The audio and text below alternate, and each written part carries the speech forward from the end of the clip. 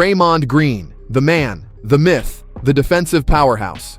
In the world of basketball, Draymond Green has once again left fans in awe with his remarkable performance. Known for his exceptional skills on the court, Green has consistently proven himself as a force to be reckoned with. Whether it's his defensive prowess, strategic plays, or clutch moments, Draymond Green never fails to deliver. His contract was hanging by a thread, and there were whispers of him bidding farewell to the Warriors. Hold up, rewind. This year, it's Klay Thompson's turn in the contract expiration spotlight. But here's the twist. Is he showing max contract-worthy moves? It's a question that lingers in the air like a suspenseful movie scene.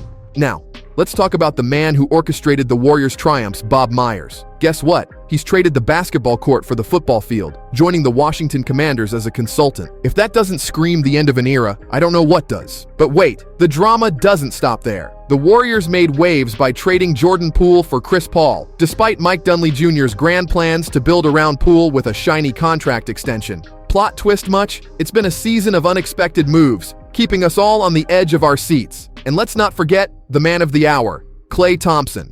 As his contract hangs in the balance, his performance on the court is under the microscope. The season has been a roller coaster, with highs, lows, and a sprinkle of uncertainty. So, Klay Thompson's feeling the struggle this season, folks. In a candid moment, he straight up admitted he's not the player he once was.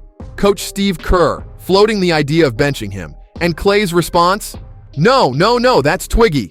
Classic Klay. But here's the kicker. Klay acknowledges the journey back to greatness takes time and patience. The man's got a point. History's got our backs on this. In a rare, raw moment, Klay reflects on his incredible career. Championship victories, all-star games, and gold medals. But now, faced with his worst season to date, he's grappling with the struggle of getting back to that elite level. It's not just about forcing it. It's about savoring this final chapter, being grateful for still playing at a high level and mentoring the young guns. And now, cue the spotlight on Draymond Green, the maestro of controversy in Golden State. The Warriors made a bold move, choosing their veteran core over the promising young talent that played a pivotal role in their recent championship. Remember Jordan Poole? Yeah, he regressed, and rumor has it Draymond might have contributed by rearranging his face with a few punches. Fast forward to Andrew Wiggins, a stat bomb waiting to explode. He was a minus 29 on the floor, and the Warriors? A whopping minus 150 with him on it this season, plus 157 with him off. Translation? The Warriors are juggling rotations like circus performers, and it's not going well. But wait, there's more. Jonathan Kuminga, the rising star, lost faith in Coach Kerr, claiming he won't reach his potential. Kerr's response? Lame, according to Kuminga. Kerr defends himself, saying Wiggins was on fire, but the fans aren't buying it. We've got rotation issues, criticism flying, and the Warriors failing to find the magic formula. Now, I'm not a coach, but even I can smell the tension in the Warriors camp.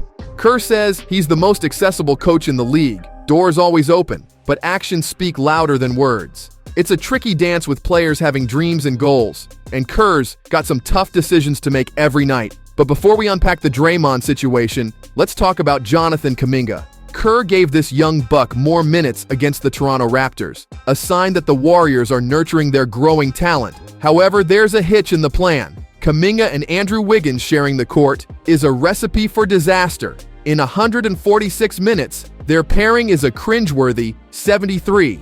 Tough choices are on the horizon for the Warriors. Do they stick with the struggling Wiggins or let Kuminga take the reins? Decisions. But fear not, Warriors faithful, because the cavalry is on its way. Draymond Green, the heart and soul of the team, is officially back from a 12-game suspension. The NBA, in all its wisdom, even dropped an official statement on the matter. Green's suspension stemmed from an incident with Phoenix center Jusuf Nurkic, and the league outlined that during his suspension, Green took steps to align his conduct with NBA player standards. He's had meetings with a counselor and sat down multiple times with reps from the NBA, Warriors, and the Player Association. Talk about doing the homework. Now let's address the elephant in the room. How did Draymond get a shorter suspension for throwing hands than when he put Rudy Gobert in a chokehold? It's a head-scratcher, and I had the same question. My theory? The NBA loves the drama of an indefinite suspension, only to swoop in and bring the player back when things cool down.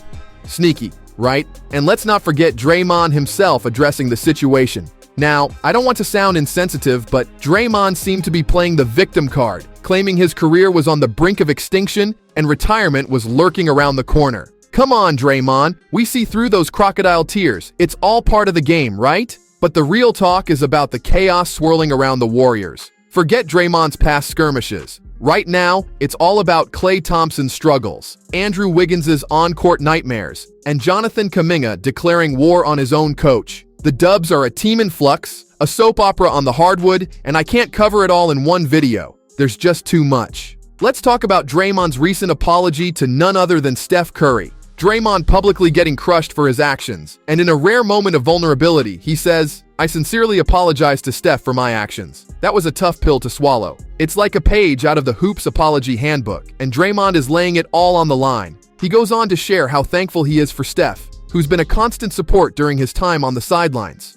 Steph's been there, checking in every day, offering a helping hand, and assuring Draymond that they'll navigate this storm together. It's a bromance for the ages, and we're here for it. But let's switch gears to the Draymond phenomena, the wild roller coaster of his on-court antics and off-court articulation. 1 minute, he's throwing punches, choking players, stomping on opponents, and the next, he's on a podcast, eloquently sharing his thoughts like a basketball philosopher. It's like witnessing a Jekyll and Hyde transformation, and Draymond has perfected the art of keeping us all on our toes. Now, let's address the elephant in the locker room, Draymond's recent suspension. He got benched for 12 games for a clash with Jusuf Nurkic, and the NBA, in its infinite wisdom, reinstated him. Draymond even shared that he considered retirement during this time. Hold on a second. Retirement? Because of an on-court altercation?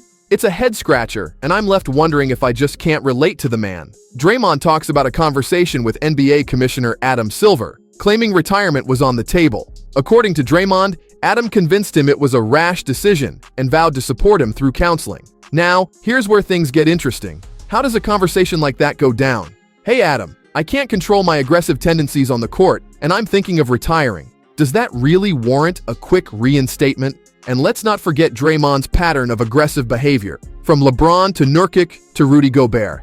The NBA seems to be playing a familiar tune. A short suspension, a stint in counseling, and back to business as usual. But is this really the path to rehabilitation? The league's track record, from John Morant to Draymond, seems to be a bit questionable. I wonder if this methodology is setting a precedent that lacks the teeth needed for real change. Draymond had a 12-game suspension and counseling on the agenda. But is that enough? Are we just repeating a pattern here? And is the NBA turning a blind eye to it? Now, I'm not here to rain on anyone's parade. I genuinely hope Draymond comes back stronger, performs exceptionally well, and proves me wrong. After all, he's having a stellar season for the Golden State Warriors. But it's crucial to question if the NBA's approach is the right call. Am I being too harsh, or do you agree? Drop your thoughts in the comments below. Enjoyed this content? Don't forget to hit the like button and subscribe for more.